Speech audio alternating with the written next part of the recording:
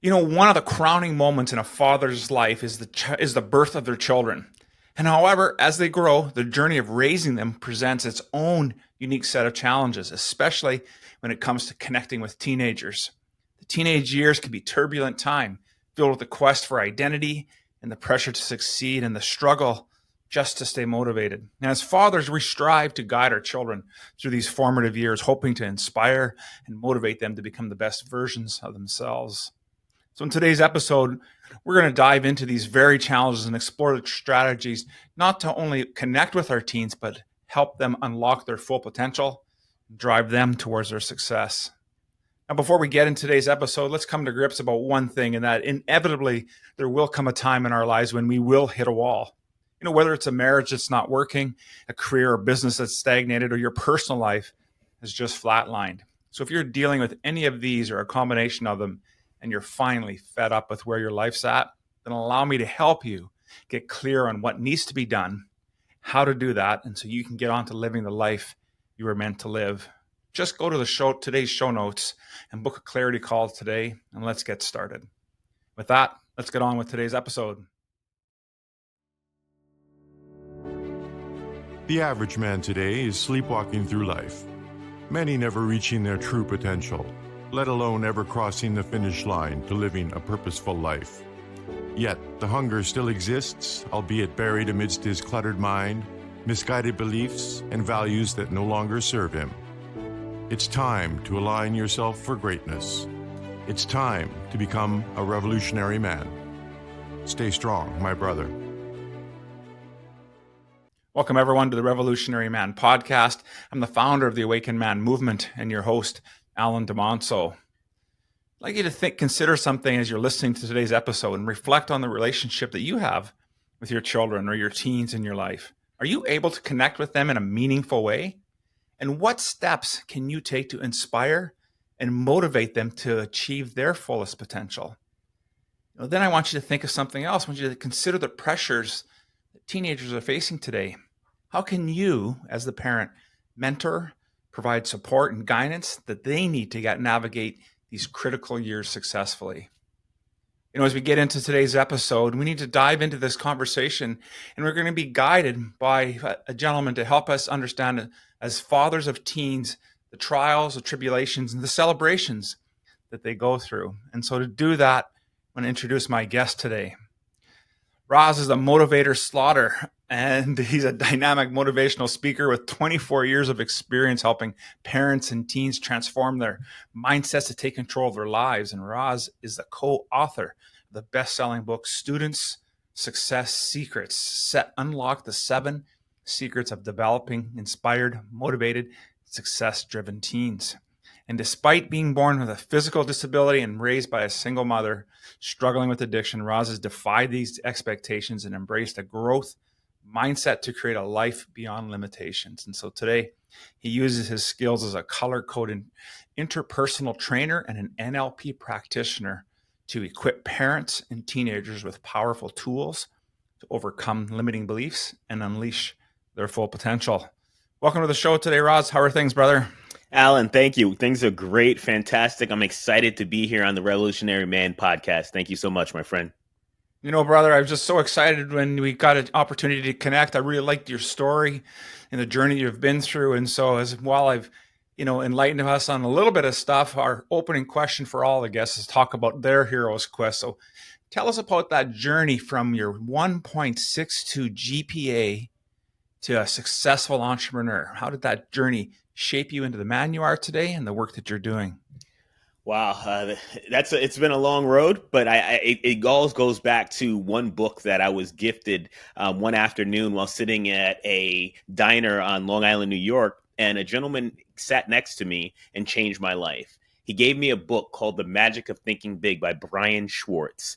And I had not read a book yet at that point. I got through school by skimming, taking notes, Cliff's notes, all of those things, because I struggled with reading as a disabled child and just struggled with that. But when he gave me this book, what it did is it opened my mind to the possibilities that I could become more. It changed my paradigm at that moment because I didn't have a father. I didn't have a mentor. I didn't have anyone in my life to kind of give me that North Star and say, this is how you be a man. This is the things you need to do. This is how you show up. And this book was the catalyst of that story that's led on to a life of personal growth, a life of being a learner, a life of someone who wants to give back and inspire those who aren't fortunate enough to have a man in their lives, because it's my belief that every young boy deserves and needs a man, a role model, one that is actually taking a path of growth, not of descending into another plane. Man, I just love that, and boy, I have this book, and I can remember picking it up years ago, and I totally forgot about it. So, what a great book, and what a great way to get started in our conversation today. Because you're absolutely right. We need to find ways to, when we may not have that immediate mentor, that person to help guide us. How and where are we going to search? And you found yourself in a situation where somebody was there to reach out to you. Tell us a little bit more about how that relationship came to be, and are you still connected today? We're not connected any longer, but the gentleman was a network marketing professional, and he was working for a company at that time, and he just had sat down and piqued my interest and shared. And I never became a distributor of that company, but what I did was that book changed my life. And I later actually had the opportunity to share that story with him many years later. And it was amazing because, I can tell you that I would not have been able to think the way I think today had that not planted a seed of something I could be. And we don't know, a lot of us don't have, like we were saying, a father or a mentor. So that seed allowed me to go on to other opportunities to meet the great Jim Rohn, Les Brown, Brian Tracy, Zig Ziglar, like all of these different people that I went on my journey to, and just to get around so that I could take in their knowledge, their wisdom. And now I get to impart that to the students that I work with and the families that I work with every day. And that personal development foundation has helped me. Like in your intro, we're all going to have some setbacks, right? Whether it's with your wife, whether it's with your business, whether it's with just the pandemic. And having the bedrock of a growth mindset has allowed me to persevere and be resilient through all those episodes in my life. Yeah, absolutely, my friend. Absolutely. And it's the catalyst. Interestingly, you're telling your story there, and it was in how I was introduced to personal development was a similar way, was through a network marketing company that I never ultimately ended up by doing anything with. But the idea of personal development had never crossed my mind up until that point. And it really started me on the journey because I was at the lowest point of my life. And so I really appreciate that, you were looking for, maybe you weren't looking directly for this as a chance to grow and to change, but it was put in front of you and you took action and started doing your own development. Now you talked about, or I talk about in the intro, you have this color code interpersonal skills, and I'm a fellow NLP practitioner as well. But tell us how you're using these tools to empower parents and teenagers to overcome limiting beliefs. Absolutely. Great question, Alan. Well, the color code, it was something that my son, and I have two amazing step boys, now 20 and 24. But, when I came into their lives, they were 10 and 13. And I was an entrepreneur, very busy, and I was an instant father, and I didn't have the knowledge base I needed. So I do what I always did. I went to books, I hired a mentor, and I was like, you know what? I'm this energetic, motivated, focused individual. My youngest was laid back and relaxed. And he wanted to play basketball, and that was that thing that lit us both up. It's a passion of mine. So I'm like, okay, let's play basketball. You got to get up early, you got to train, you got to work out, you got to do all these things because that's my personality. That's not his personality. He's laid back, relaxed. And so I needed to figure out, how can I connect with my son? And I found Dr. Hartman, and this color code that he uses is an assessment that allows us to break down into 4 specific colors. Red, you're visionary. Blue, you're intimate. White, you're peace-loving. Yellow, you're all about fun. Now, we're all born with a personality. And when we understand our personality, that provides clarity into who we are. What are our strengths? What are our limitations? And I was able to figure out the language my son needed me to speak to him, to connect with him on a different level than just words. And then I started to speak to him because he was a blue, I'm a red. Reds are all about just vision and goals. Blues, they're passionate. Like in NLP, we know they're connected to their kinesthetic feelings, right? Mm-hmm. So when I learned how to use this tool, our relationship skyrocketed because I was no longer speaking through Raz's mind. I was speaking through Nicholas's mind.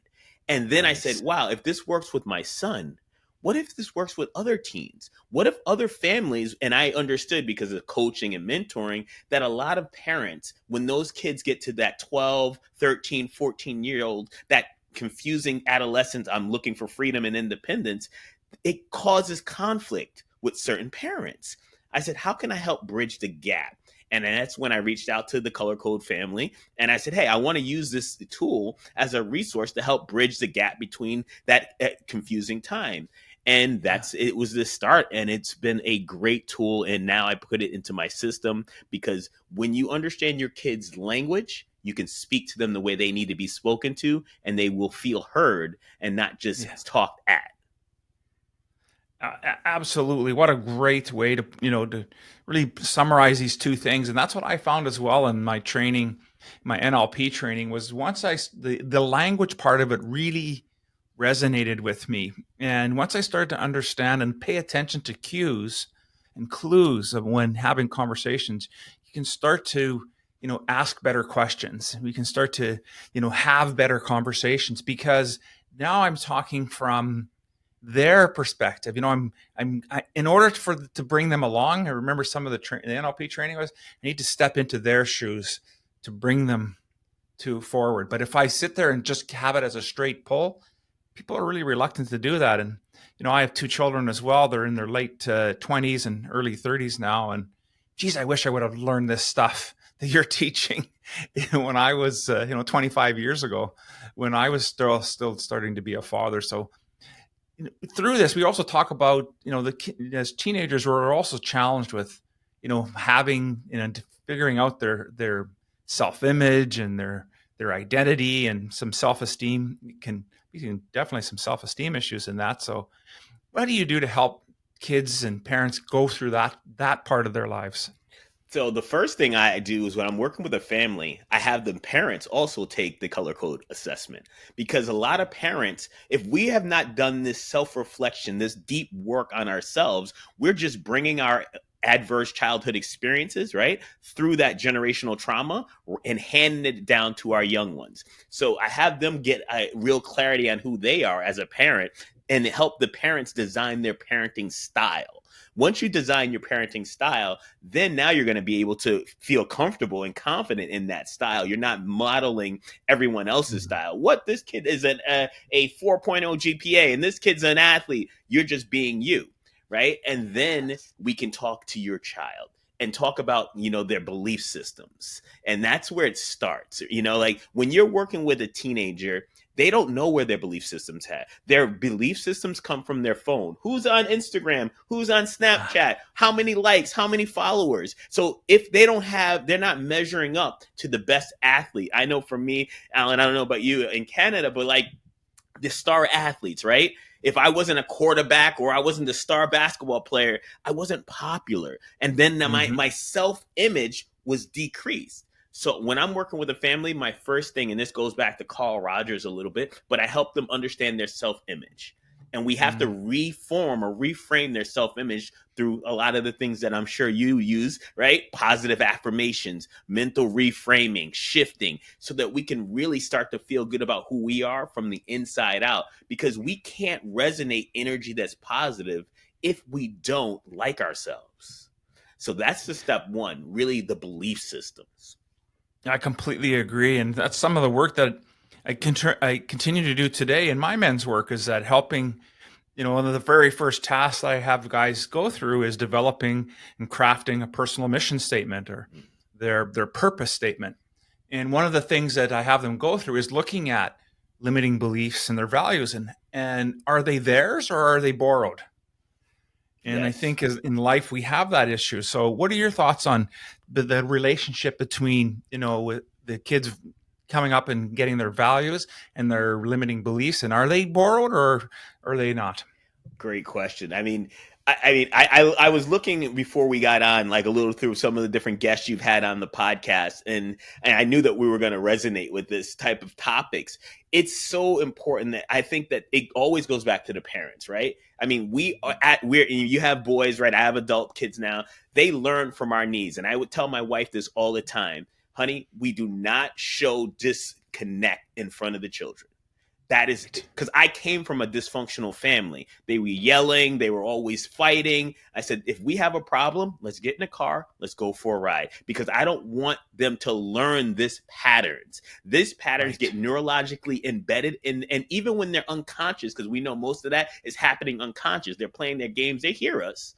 Hear us talking about money, they hear us talking about problems. So it is borrowed. And then we need to empower our children to understand that they can reframe these Yeah. beliefs, right? Your beliefs are not something that and this, the great Jim Rohn would say this, and you might have heard this, we can change our beliefs because we're not a tree. A tree can't change, but we as humans can, right? And that is such a powerful statement when it comes to understanding our own beliefs. And we have to be, as parents, men specifically, because we've had so many things. Men don't cry. We can't be vulnerable with another man. Hey, you know what, Alan? If I need to tell you I'm not feeling great, I'm going to tell you I'm not feeling great, and I'm going to tell you why. And I'm not going to pretend that everything's great, because I understand that feelings are power. They sure are, and I think the more that we can, and I like that we're talking about modeling now as well, because I think it is important that we pay attention to the modeling that's been happening. And my experience, while I had what I would consider an intact family, what I watched the dynamic is my father would not say anything against my mother, no matter how much she would berate him. He would just be silent, and it took me years to really understand what he was doing, because he as well, much like you were talking about, he didn't want to have that relationship and model the relationship for us to see that mom and dad were fighting. But my initial takeaway from that was that he just didn't stand up for himself. And then it was years after, and him and I got a little bit closer and talk about stuff, and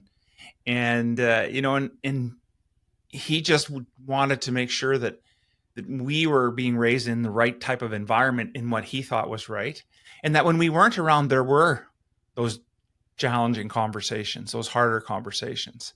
And I think that's so important about what we pick up. And modeling just doesn't happen at home either, right? And I know we're talking about developing teens, but how about you brought up the idea of sports, and that those are also areas where they start to develop their self-image and their self-esteem. Talk about how your work with parents, and that maybe their kids are active in sports and maybe they're not, but how that's influencing their development. Yeah, I mean, if you're listening and you have, your kids into AAU or sports or hockey or soccer, it's so important. And I know this because I was a coach for basketball.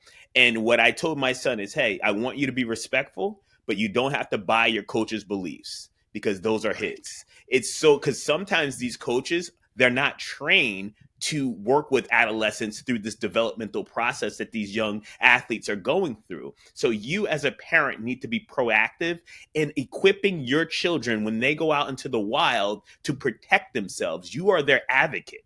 You have to be their number one person that's doing the educating. You can't put that responsibility on a teacher, a principal, someone else outside of your home, because that's why we're parents. We take that obligation, that oath, when you become a parent, that you are going to protect your child by any means necessary. So what does that mean? You got to make sure they can guard their ear. And you have to be Yes. willing to help them go what to listen for. When someone's trying to embed some other type of belief system in your child, they can be respectful, but reject that Mm-hmm. belief because it doesn't have to be your core values from your family. Yeah, I completely agree with that idea, because we need to be more involved and continue to stay involved with our children. Do you do any work? Just wondering, do you do any work with parents that are separated? And if you do, how is that work, and how is that coming along with helping them work with their teenage children? Absolutely. I work with a lot of parents who are in the process of divorce or separated, because this is a strain. This is where our Mhm. parenting styles will come to be conflicting, right? And Yeah, then, one of the first things that I try to share with parents is, hey, remember who's important here in this relationship. It's not about you. It's not about the other person. It's the children, right? And you need to have a united front in this position. You can't be dividing and conquering. You can't try to create alienation. You want to really make sure that you're really understanding what the goal is. And like you were saying, right. you have to have that kind of, like I say, your why. Okay, we can have our division, but we also have to have the why of why we're going to, what's going to happen after. Because, and then when I'm working with teens, my Yeah, first thing to let the teen know is, hey, it's not your fault. It's not your fault. Your right. parents love you, but they just couldn't love each other anymore at this moment. Yeah, that's such a critical message for children to pick up, and whether they're able to really, embody that and understand it is one thing, but the consistency from the parents and how they're showing up and really understanding their style and trying to, and practicing some mirroring and some other skills, I'm sure that you work with them on to help them really stay connected, especially through those turbulent times. And so I know you also used to own some, or maybe you still do, some private studios. And so you also incorporate some of the physical aspect of it, of your work as well. How is that working, meshing with all the work that you're doing? So it's great, because a lot of the young, preteens and teens that I get to work with, like you were sharing, are having body image challenges. See, if and what is the first thing that, when we want to take control, we can take control of our bodies. We can't control Yes. other people, what they think, what they say, how they feel, but you can control how you feel about who you are. So when I'm Yeah. working with a teen boy, the first thing to do is to try to get them to really start to get some gains. And the fastest way, if you can't do 5 push-ups on Monday, but by 2 weeks later you can do 10, you feel good. And then we habit stack. And we start to stack those habits of success. They start to believe in themselves. That self-image starts to change. And then we start to embed some, oh, can you imagine what you're going to look like in 90 days, 180 days? Let's draw a picture about that. Let's really visualize it and encompass it and feel it. And I've had kids go who are the kind of the quote unquote scrawny kid, the not the athletic kid, and start to feel good about themselves and go, you know what? I'm gonna join a sport. I'm gonna play an intramural. I'm gonna do something and that's where we turn fear into power, because they get a little bit of momentum, and then next thing you know, they keep believing in themselves, and their grades change, their communication changes, their peer groups change, and everything changes because they did something physical first. Yeah, absolutely. And it's really one of the key foundations of building confidence, right? They come in, they're apprehensive, they're nervous, they're not sure where they sit in life. And like you said, maybe they can only do 5 push-ups at the first day. And that's okay. But at least they have a water line. They have a measuring stick. I had not taken care of my body very well for a number of years and started going back to the gym. And I was surprised at what I used to be able to lift. Like, I'm not even anywhere near that. And then I realized, okay, it's not going to happen overnight. It's about consistency and effort, and just to continue to apply that. And so I like that you're working with kids that way and helping them really develop their confidence. Because I don't know what would you think about that, but I really think it's probably one of the key foundation to them really shifting and making changes in their life. I mean, I think the confidence is everything, right? I believe that confidence can eradicate bullying, because if we believe in Mm, ourselves and we truly love ourselves, then we won't allow someone from the outside to affect how we think, how we feel, and the actions that we do. So when we talk about confidence, I mean that is I mean my that's my jam, bro. Like when I think about taking a kid who is what people say, oh, he's shy and introverted, he can still be who he is. I don't want to change his personality, but what I want to do is instill his own inner self view of who he is and who he can yes. aspire to become through confidence. And like you were saying, when I start to work with someone, and I've worked with a lot of young girls, boys, but specifically specializing in boys because I have boys, I'm a man, I know that process, I know the developmental thoughts. When you change that, it's amazing to see how their tone changes, how the energy change. Everything changes when we like ourselves, right? And you and I know we jam with this. This is why we probably went on our own journey to find our confidence, right? And you're back in the gym. One of the frameworks that I teach teens is called the gain and the gap. Like, so we always think about, oh, what I need to gain, but you never realize that where you are, and where you want to go. Let's start focusing on all you've already accomplished already. And that is really going to give you the momentum you need to get to that next checkpoint, that next goal, right? And so many of the kids they come in and we work in 90 days and they're like, you know what, Rhaz, day one, I was this, or they're quiet, or they don't even want to share. And I have to build that trust. But I tell them and I remind them that where we started and where you want to go. Now, when you reframe a new goal, just remember you've already traveled so many miles, and you just got to keep doing the things you did to get to where you are today, and you can find that momentum. Yeah, absolutely. Completely agree with that. So you started talking a little bit about some of your methods, and one of them that I discovered that you're working on is you call this BAS method, and you use it for creating like really powerful mindsets. So tell us how you're using this method with parents, then how you're using it with their teens. Yeah, the BAS method came up about 5-6 years ago, and I've been using it forever. And if I'm a student of Tony Robbins, so I love to give back to where I've learned. He taught me that if you have frameworks, people can remember things, they can learn, adapt, and evolve into who they need to be. And so the BAS method stands for beliefs, attitude, self-talk. And if you want to shape your mindset, and I call it an unstoppable mindset, it's going to start with your own belief systems. So when I meet with a teen, I help them uncover where their belief systems came from and which ones they want to create that's going to serve them. Because we have disempowering beliefs and we have empowering ones.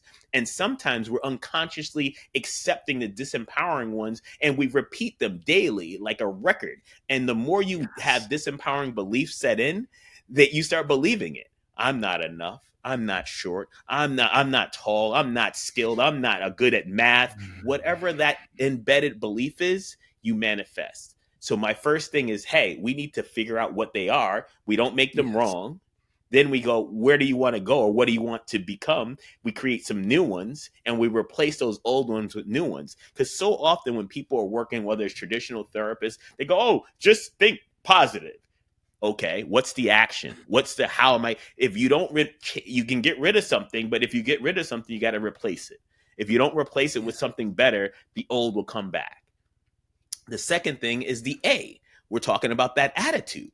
Like when and you and I are in this world of modeling, right? I say, hey, who do you think that's really something that you really aspire to be? Who do you like, whether it's a soccer player, a baseball player, an actor?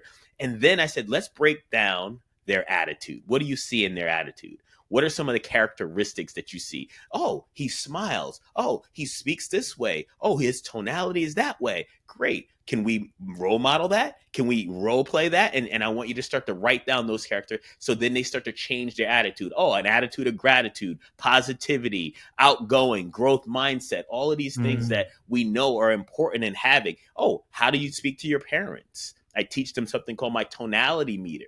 Right? I said, that's part of your attitude. If you raise your voice above a 6 to your parents, you're borderline disrespectful. If you disrespect your parents, you're going to disrespect people in the outside, your teachers, your coaches, right? Then we set that A, and now we move to the S. What are you saying to yourself? Right? Because if you don't, when things are bad, you get a bad grade, I'm stupid. No, you say that to yourself enough, you start believing it, right? So we need to know, I have them take a piece of paper out for full 24 hours. And every day, I want you to write every negative thing you say to yourself. And if you forget to do it, you got to start over. And then Right. we bring it to our coaching session and we go over it. And one by one, Alan, what we'll do is we will reframe that negative self talk into something positive. And then that new Mm. positive statement goes on their wall. We have 5 of them, and they have to read them in the morning so that they can start to reprogram that thinking that got them to Right. the way they felt before meeting me. And when you take the BAS system and you put it into working with the kid, the parents, it's very easy because they can start to see these changes happening, and then they become the catalyst for the entire family's change. That's why when I say that I'm educating parents, empowering teens, and elevating families, it changes the entire dynamic of what's working, because we're working with the mind, not just trying to give them a tactic or a strategy. Absolutely. And the framework makes complete sense and really gives something for both the parents and the teenager to really latch onto. And this kind of work that you're doing in Rhaz could be done for anybody, but you've chosen this niche of focusing with parents and teenagers. So why did you decide that was the space that you wanted to spend time in developing folks? Wow, that's a great question. Thank you for asking it. And well, I didn't always. I've traditionally worked with actors, athletes. That's where you all go in the beginning, and then we hit the pandemic, and I had time to really reflect. I hit that wall that you said a lot of men do, right? I had 4 gyms at the time, had to shut them all down, and I went through a little state of little dark. And I was like, Mm. what if I'm not this, my identity had changed. If I'm not this gym owner and this motivator, who am I? And I said to myself, I don't want to go into that again. That was a business that was driven by profit and bottom line. I want to do something that's going to be driven by passion and a mission. And it led me to myself at 12 and 13 feeling lost, confused, and having no direction. And I said, Mm. if I'm going to stay up late, get up early, learn, and do these things, who am I going to do it for? And it started out with the teens. I just wanted to work, and I started mentoring big brothers. I was going everywhere, doing this thing, just getting my hands dirty. And then I realized that I was empowering and inspiring and motivating teens and sending them home to broken homes, where their parents had no growth process. They had no development. They weren't investing in themselves at all. And I said, I need to create a system that brought families together so that they could become a unit again. Like my family is today. And it's not because we're better than anyone else. It's because I consistently believe in Kaizen, constantly and always Yeah. improving. Right. And we imparted that. And that's where this came about. And the passion that you can probably obviously hear in my voice is because every day I get to talk to teens and parents and see that come to fruition. And it's now my mission. It's what I do. And I'm just excited about it. That's a great. I really liked how you made that shift and that distinction. You talked about, profit and as the original goal, right, or the original work. You're in business. You have gyms to run, so you're definitely running for working towards profit. And then you wanted to shift towards passion and mission.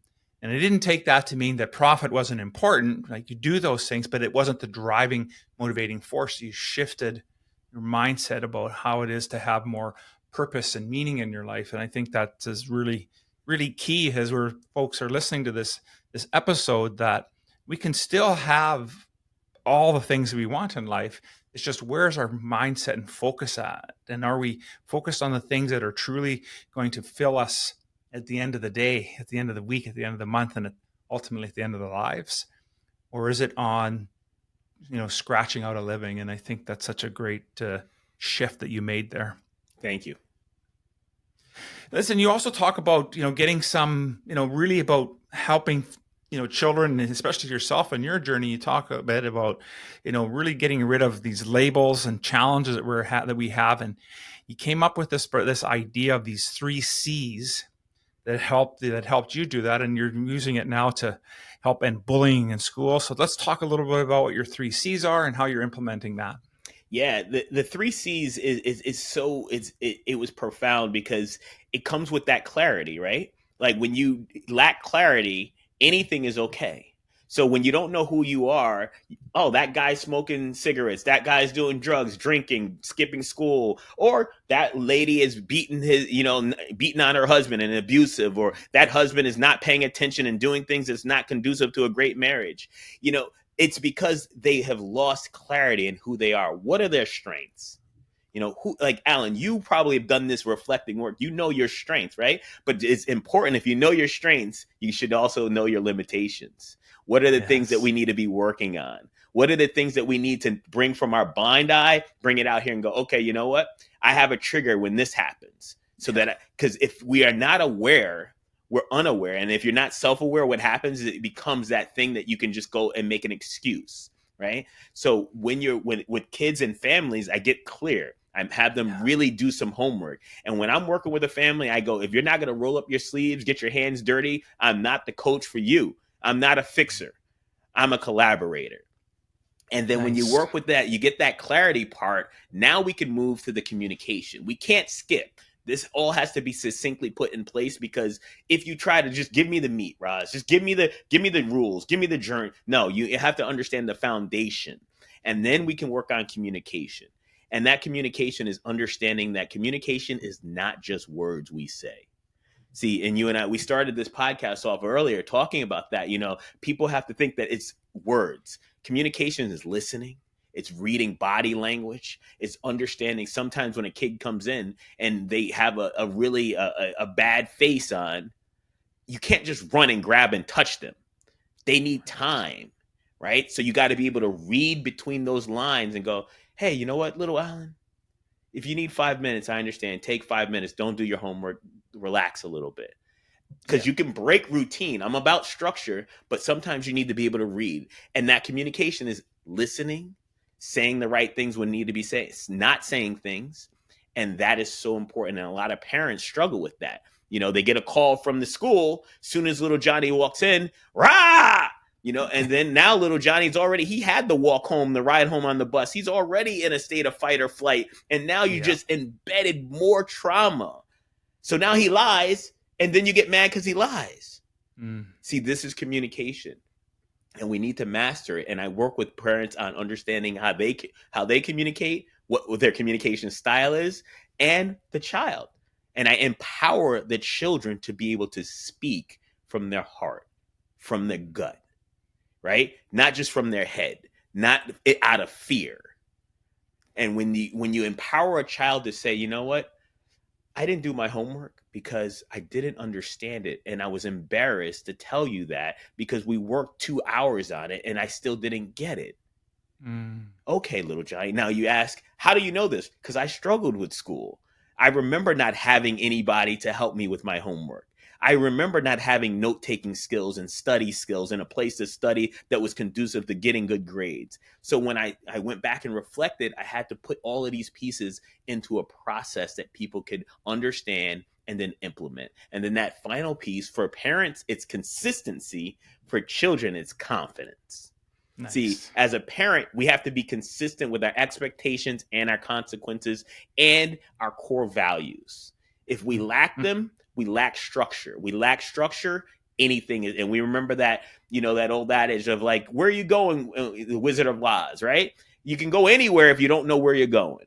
And so as a parent, we need to have clarity, direction. Where are we taking our family? And by doing that, you will instill that structure, that accountability, that confidence in your children by using the 3 C's framework. Kind of clarity, communication, and confidence. You build that, you're going to have a powerful family. And I'm not going to say it's going to be easy because it's work, Alan. But what it is that when you do that work, you start to be able to be resilient. And that's what a lot of kids are lacking today, that ability to bounce back from a setback and come back.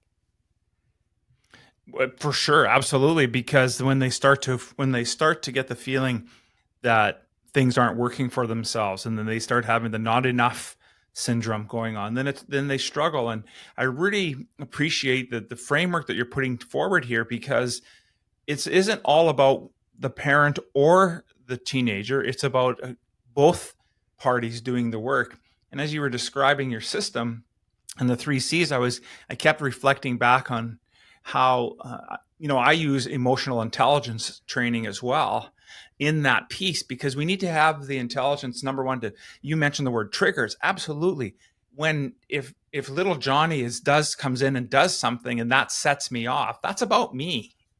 That Yes. isn't about him. That's about me. So what is the limiting belief that I have? Do I think that I'm not a good enough parent? So my child's failing. So now I'm embarrassed. Mm-hmm. Whatever the story is that we're telling ourselves, the point is that what you're asking your clients to do here is to work together as a family unit and to understand their part, that the role that they play, so that everybody grows. Because I can't envision a scenario where the teenager is growing and the parents are not, and vice versa. Absolutely. It's so important as a parent, and and a lot of parents, we're busy, right? We got things going on. There's challenges. But one of the beliefs that I try to share with anyone, and that doesn't matter if they're a client, I'm on a podcast like this, a platform, is just to start somewhere. 5 minutes of that self-reflection time, that time that you get to think, and you're not in fight or flight and freeze and you're running around putting out fires. You just 5 minutes, make a cup of coffee, sit down, breathe, be grateful. Mm. Wow, I'm alive. This is a great moment. And then go about your day. I see so many people just jut out the house, and I'm like, wow, I can see why. I get on the phone with people and their tone of voice is so high, and they go, "Why are you not speaking?" And I'm like, "Because I'm letting you breathe." Man, I love that idea of just letting you breathe. And I think the better that we can become really good listeners, active listeners, and listening for what's being said behind the words, I think we become better, not just better parents, but we become better fathers and husbands and leaders. And so, you talked about at the start of this episode about how The Magic of Thinking Big was such a profound book for you. And I'm going to take a wild guess here that you're probably still an avid reader. So what are you reading today, and how is that impacting your life? Whew, yeah, I am absolutely a avid reader, and I think that so much so that I decided I'm going back. I went back to college, and this is a whole. For originally it was business, now it's psychology, right? And I just wanted to go back and just learn from some of the greats, like Carl Rogers or Albert. There's so many, but I'm currently rereading A Man's Search for Meaning by Viktor Frankl. Nice. And the reason that I'm rereading that book is that when I read it the first time, the filters that I was reading it through did not actually absorb the knowledge that was in those pages.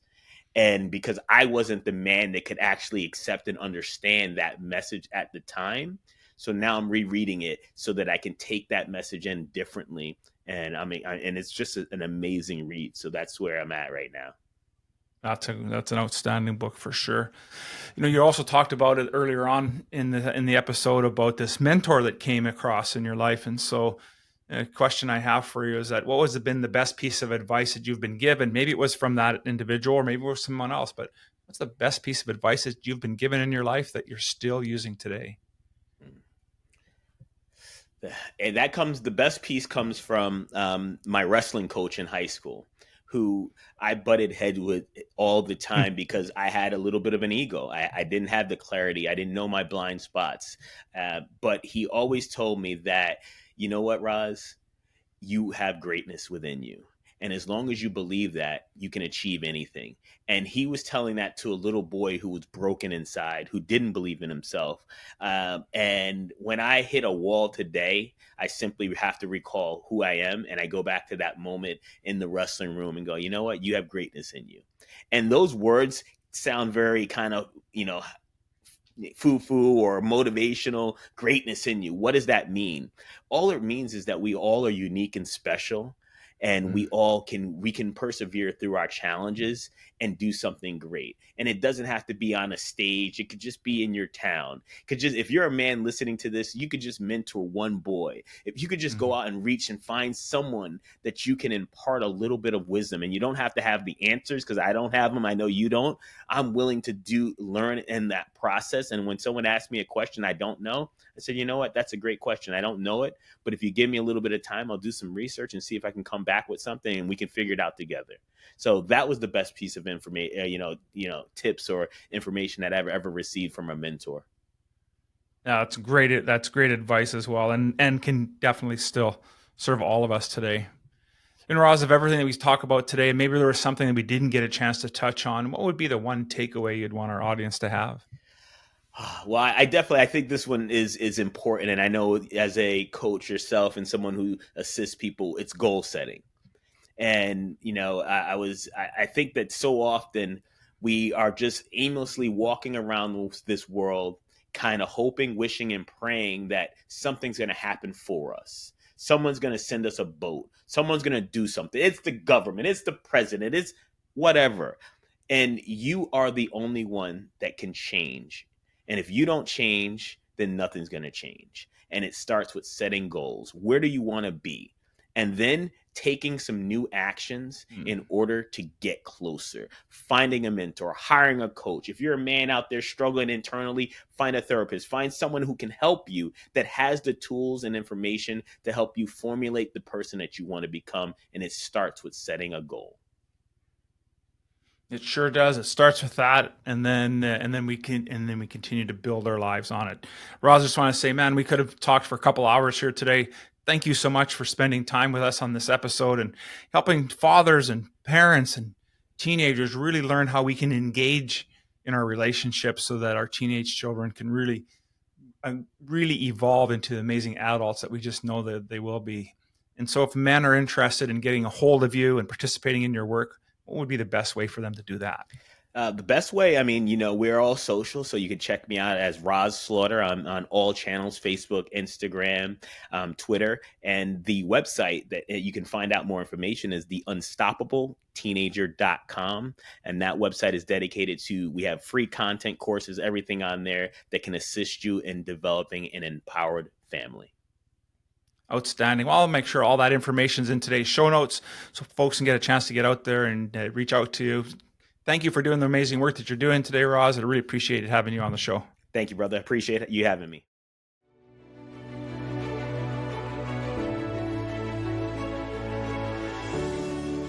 Thank you for listening to the Revolutionary Man podcast. Are you ready to own your destiny? To become more the man you are destined to be? Join the brotherhood that is The Awakened Man at theawakenedman.net and start forging a new destiny today.